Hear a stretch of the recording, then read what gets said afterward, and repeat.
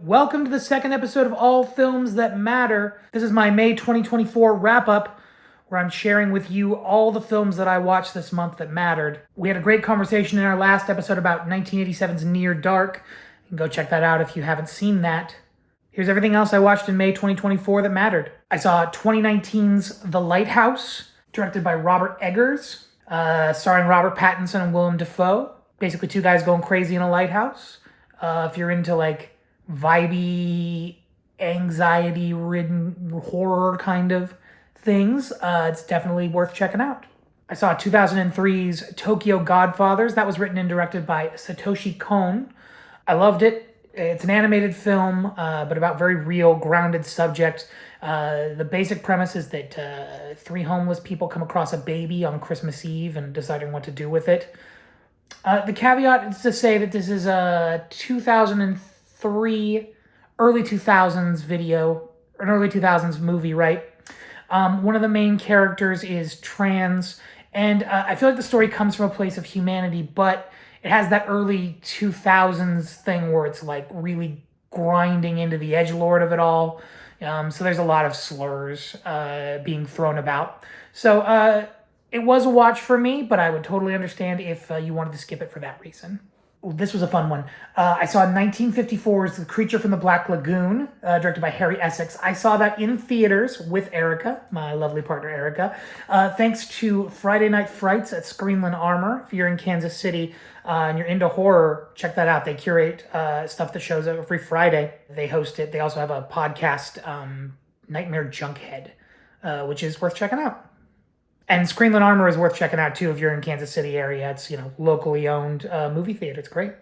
I saw Memento, the 2000 Christopher Nolan movie. I've tried to watch Memento before. I fell asleep in the middle of Memento, and if you wake up in the middle of Memento, it's kind of like you have the Memento disease, or you are mementoed. So anyway, finally got around to finishing that up. It was pretty good. It was worth watching. Probably, gotta be honest, my least favorite Christopher Nolan, but, it's his first. So that's understandable. In general, my critique, if I have a problem with a Christopher Nolan movie, is that it really focuses on sort of the mechanics of filmmaking and not the humanity of people, which I think film as a mechanism for humanity is sort of what gets me excited about film. So sometimes, Nolan stuff kind of bangs off with me because of that. And this is a prime example of that. It's designed to do that. But still worth the watch, if you've got the time.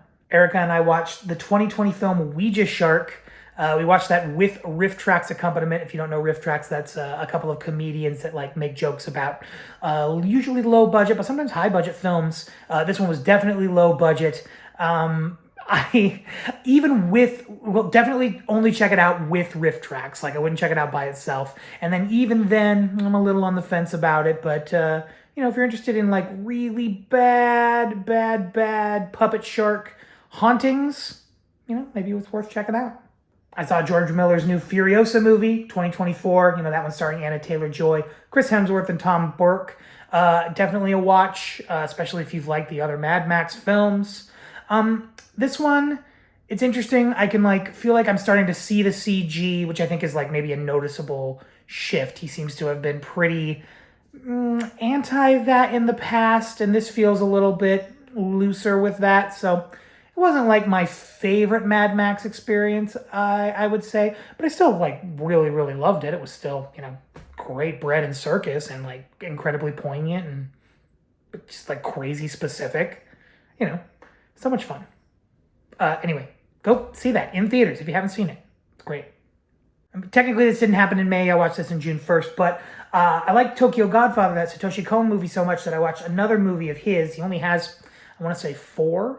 If you're interested in this kind of stuff, the Blank Check podcast, which does deep dives about directors, have just covered the Satoshi Kon, and they're great, and they'll be able to talk about or give you more information and context to this than I would ever in one of these little videos. So I would highly check them out if this interests you at all. Paprika, 2006, Satoshi Kon. It's an animated film. It's about dreams and it sort of has an Inception-y vibe.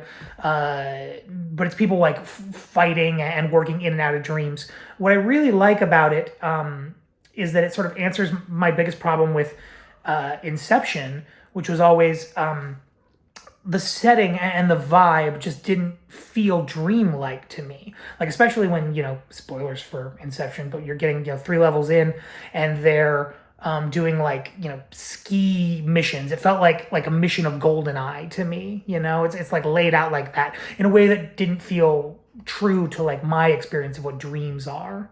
And so Paprika is, playing in that same space, but it's definitely way more surreal and dreamlike. It was beautiful. Wonderful. I'd highly suggest it if you're interested in that sort of thing. Again, it's an animated film in Japanese, so it takes a little bit of focus, but well worth it. I think that's everything from May and a little June. I'm hoping to keep doing this, just sort of, kind of wrapping up the things that I've been seeing and what I think about them and sharing that with you. I would love to hear your thoughts on any of these films. I'd also love to hear suggestions for other movies to check out, especially if you want to have a conversation with me. I'd love to shoot the breeze and talk about a new film that I haven't seen. Again, I'm looking for suggestions. Leave them in the comments.